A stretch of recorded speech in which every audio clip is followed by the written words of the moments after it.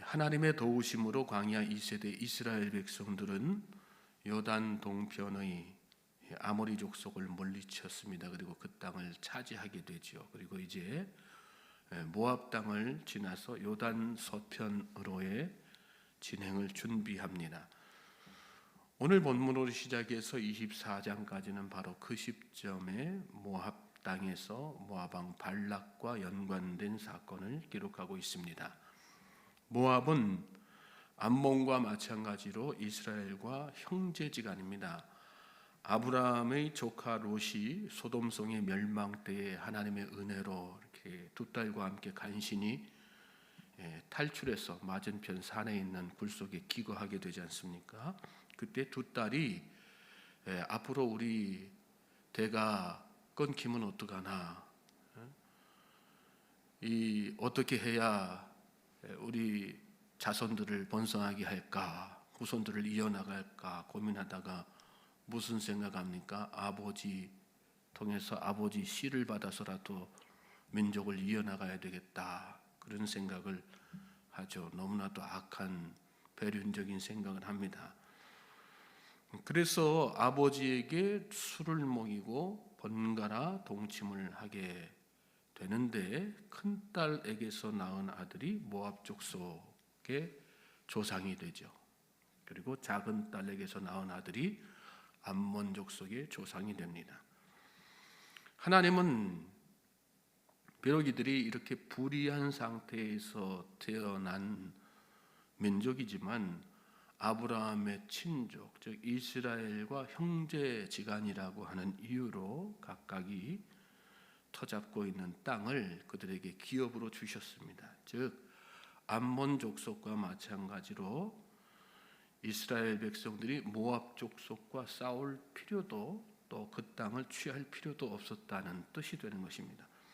그럼에도 불구하고 오늘 본문에 나오는 모압 왕 발락은 이스라엘 백성들을 대적하여 스스로 불행을 자초하게 되는 것을 보게 됩니다. 여러분, 하나님은 어떤 분이세요? 모든 인생에게 복을 주시는 분이십니다. 선인뿐만 아니라 악인에게도 이른 비와 늦은 비를 고르게 내려주시는 분이 하나님이십니다. 하나님은 모든 인생을 온 천하보다도 다 귀하게 여기시기 때문에 한 영혼도 멸망당하는 것을 원치 않으십니다. 그래서 예수님을 이 땅에 보내신 거 아니겠어요? 한 영혼이라도 구하기 위해서. 모든 인간을 다 각자의 지금 상황에 처해 있는 상황이라든지 그의 마음의 상태가 어떠하든지 하나님은 그들을 불쌍히 여겨주시고 긍휼히 여겨주시고 차별 없는 사랑으로 그런 은혜로 다 그들을 축복의 길로 이끌길 원하시는, 그것이 하나님의 마음입니다. 인간을 늘 행복된 길로 이끄시길 원하시는 분. 그럼에도 불구하고 인간이 하나님께서 주시는 그 축복을 누리지 못하고 행복한 삶을 살지 못하는 원인은 어디에 있는 것입니까? 스스로의 잘못된 행동과 판단들 때문이죠. 그래서 불행을 자초하기 때문인 것입니다. 오늘 본문에 나오는 발락이 바로 그런 사람이었어요. 1절부터 3절 말씀 보십시오. 이스라엘 자손이 또 길을 떠나 모압 평지에 진을 쳤으니 요단 건너편 곧 여리고 맞은편이더라. 십볼의 아들 발락이 이스라엘이 아모리인에게 행한 모든 일을 보았으므로 모압이 심히 두려워하였으니 이스라엘 백성이 많음으로 말미암아 모압이 이스라엘 자손 때문에 번민하더라. 이스라엘 백성들은 요단 건너편, 즉 가나안 본토를 말씀하는 거죠. 요단 본토, 요단 서편, 가나안 본토를 향하기 위해서 모압 평지에 진을 쳤습니다. 진을 쳤다는 얘기는 이스라엘 백성들이 이곳을 점령했다는 뜻이 아니라 요단강을 건너서 여리고성으로 진격하기 위해서 잠시 동안 머물렀다는 뜻입니다. 그런데 모압 왕 발락은 이스라엘 백성들을 보고 심히 두려워했어요. 그 이유를 본문에서 두 가지로 말씀하죠. 2절에 보면 이스라엘이 아모리인에게 행한 모든 일을 보았으므로 그랬어요. 이스라엘 백성들이 아모리 족속들을 다 물리치는 그런 전쟁의 장면이라든지 소식을 다 들은 거죠. 그리고 두려워했어요. 왜 특히 두려워했을까요? 사실 이 모압 족속은 아모리인에게 이렇게 점령당해서 영토를 빼앗겼던 기억이 있습니다. 그러니까 아모리는 모압이 생각할 때 아주 막강한 나라였어요. 그런데 그 막강한 나라, 자기들의 땅을 빼앗고 침략하고 괴롭혔던 그 막강한 아모리 족속을 누가 물리친 거예요? 이스라엘이 물리쳤어요. 그러니까 얼마나 이스라엘 백성들이 막강해 보였겠어요. 그래서 막 두려웠던 것입니다. 3절에는 거기에 더해서 이런 말씀이 나오죠. 이스라엘 백성이 많음으로 번민했다. 그러니까 감당할 수 없는 이스라엘 백성들, 그것 때문에 번민하고 두려워했던 것입니다. 여러분, 두려운 마음이 사람을 불행하게 만드는 것입니다. 사람을 두렵게 만드는 것은 왜일까요? 환경을 바라보기 때문에. 여러분, 환경은 바라보면 바라볼수록 커 보이게 돼 있어요. 문제는 집착하면 집착할수록 더 불안해지고요. 해결이 안 돼요. 여기 말씀 보면 번민했다 그런 얘기가 나오지 않습니까? 여러분, 한 가지 문제에 막 여러분들이 집중해 보세요. 그 문제가 해결돼요? 해결되지 않습니다. 도리어 내 속에 뭐만 더 쌓여요? 번민만 쌓이죠. 그러니까 사람이 불행해지는 거예요. 저는 저와 여러분이 환경을 바라보지 않게 되기를 주님의 이름으로 소망합니다. 환경 바라보고 거기에 집착한다고 해서 여러분 해결되지 않습니다. 점점 더 우리 마음을 두렵게 만들 뿐인 거예요. 사실 이 모압 족속은 이 이스라엘 백성들을 바라보면서 두려워할 필요가 없어요. 자신의 환경을 바라보면서 두려워할 필요가 없었다는 얘기예요.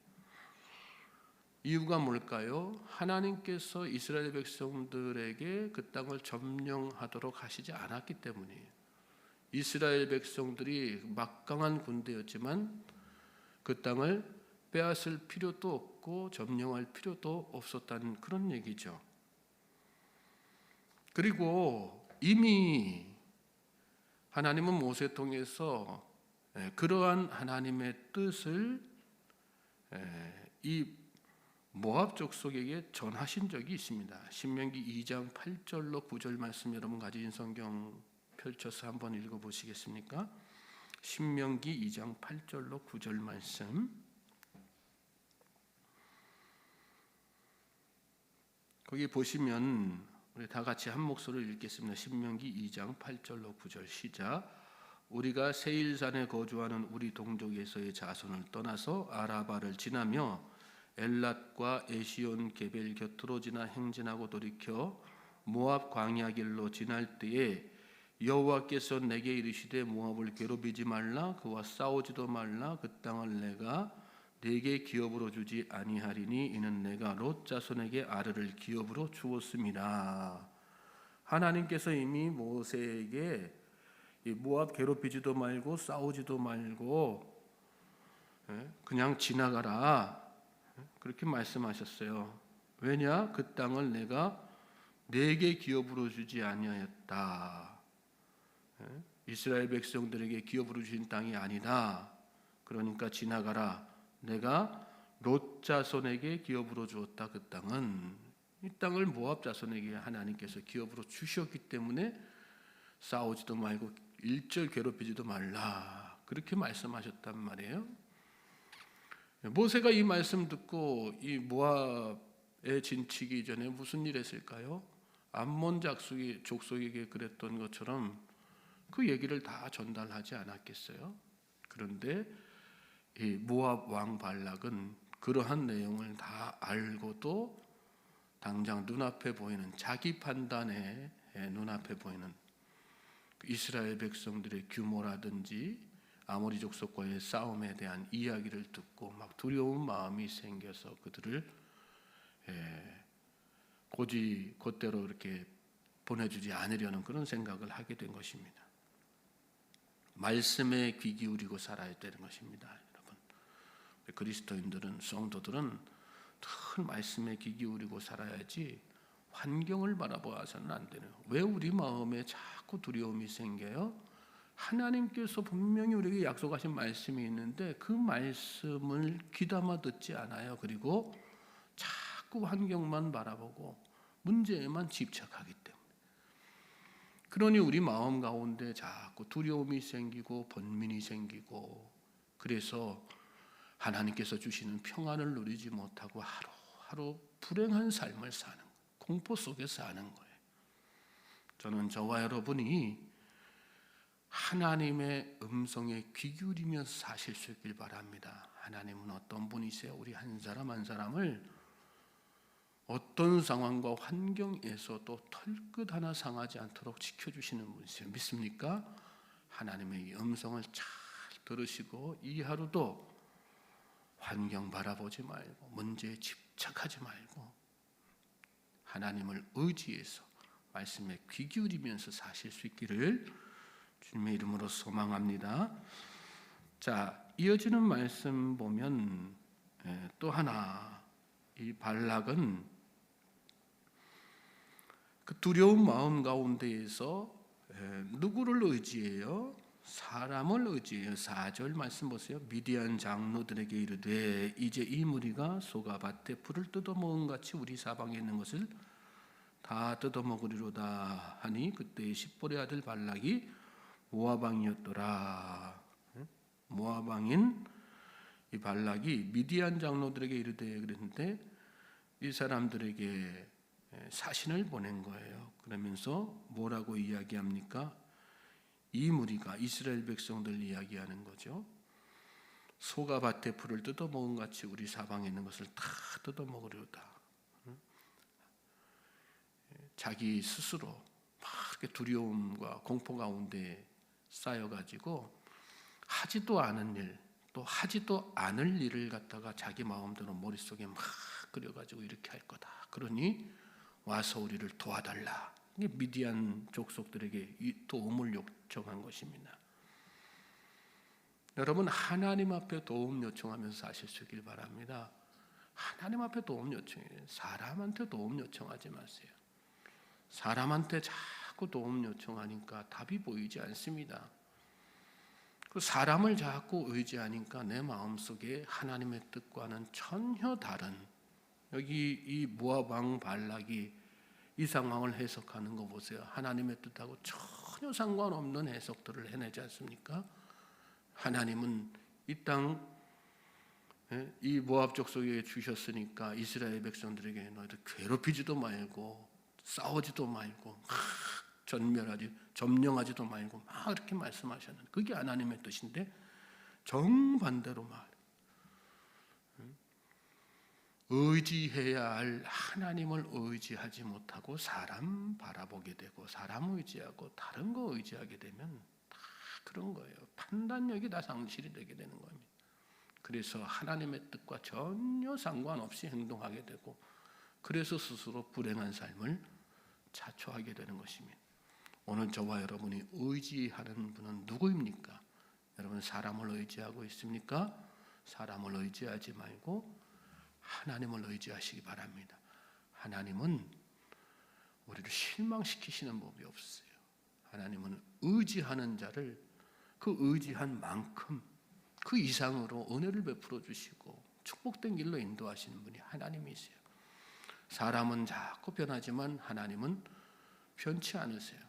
사람의 말은 하루아침에 뒤집힐 수 있어요. 그러나 하나님은 그 말씀하신 바를 절대로 바꾸지 않으시는 거죠. 그래서 하나님은 성경에 뭐라고 말씀했어요? 시건치 아니하신다 이렇게 말씀하시잖아요. 사람과 다른 하나님, 신실하신 하나님, 변함없으신 하나님, 그 하나님의 말씀에 귀 기울이고 또 하나님을 더욱더 의지하며 하루하루 사는 그래서 불행한 삶이 아니라 행복한 삶을 살게 되는 그런 저와 여러분 될 수 있기를 주님의 이름으로 소망합니다. 자, 뒤에 이어지는 말씀 보면 또 발락은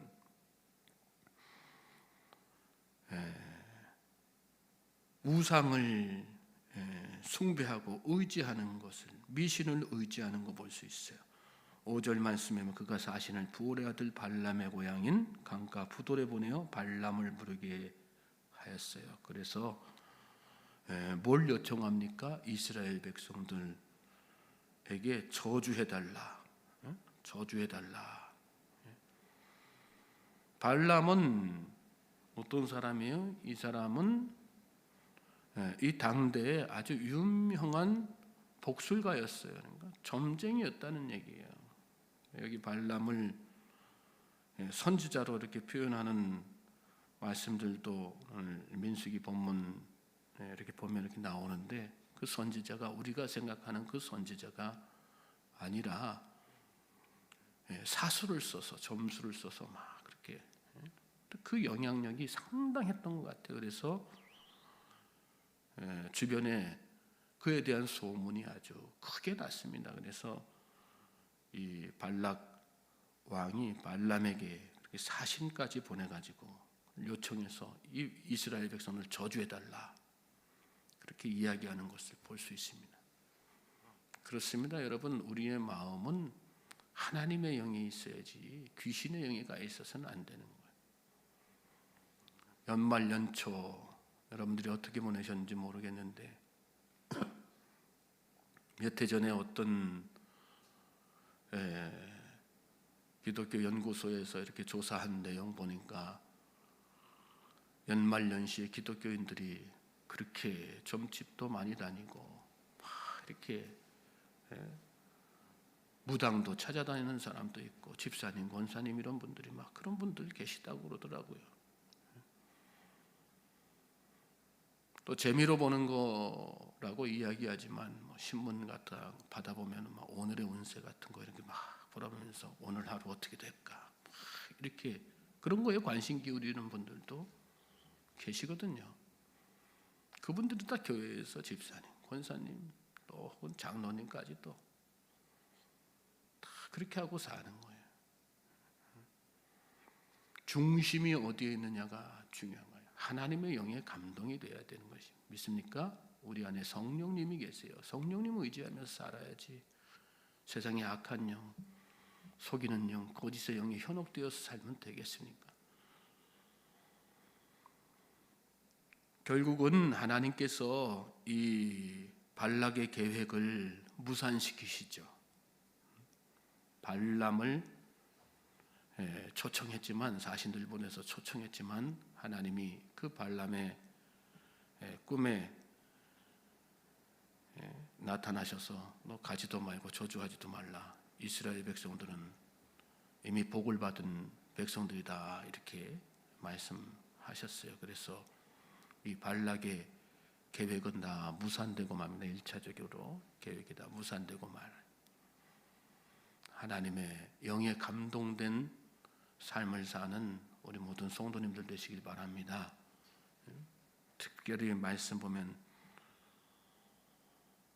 6절에 내가 혹 그들을 쳐서 이겨 이 땅에서 몰아내리라 혹시나 하는 마음이 있었어요. 혹시나 100% 확신 가지고 하는 것도 아니고 혹시나 이기지 않을까, 혹시나 하는 마음, 혹시나 하는 마음으로 여기 기웃거리고 저기 기웃거리고 혹시나 하는 마음으로, 그게 우리를 다 불행하게 만드는 거거든요. 혹시나 기대하는 마음, 혹시나 해서 복권 사고, 혹시나 해서 점도 보고, 혹시나 해서 오늘의 운세도 살펴보고, 물론 다 뭐 재미로 한번 막 이렇게 생각할 수 있습니다.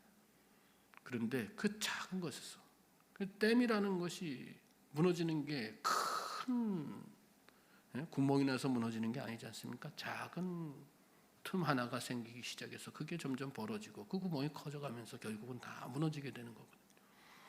혹시나 하는 그 마음이 아니라 하나님 앞에 전심으로 마음을 다 드리며 정말 하나님 보시기에 완전한 신앙의 모습으로 하루하루 살기를 갈망하고 또 주님 앞에 그런 믿음으로 나아갈 수 있는 저와 여러분 되시길 바랍니다.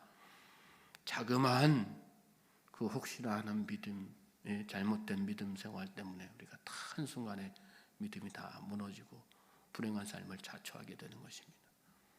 오늘 나는 순전한 마음으로 온전한 마음으로 하나님 앞에 나아가는가, 혹시나 하는 마음, 반심하는 마음으로 나가는가.